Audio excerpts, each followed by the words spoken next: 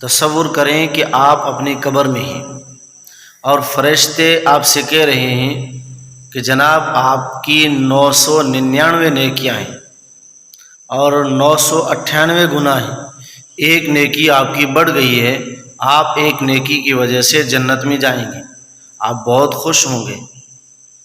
اور تھوڑی دیر کے بعد فرشتے کہیں کہ بھائی صاحب آپ کے گناہ بڑھ گئے ہیں، یعنی 1000 تک پہنچ گئے ہیں۔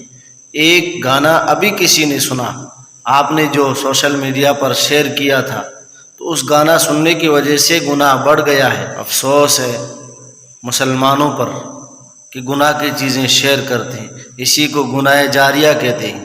اللہ ہماری حفاظت فرمائے۔ استغفر اللہ الذی لا الہ الا هو الحی القیوم واتوب الیہ، ہمیں کثرت سے پڑھنا چاہیے۔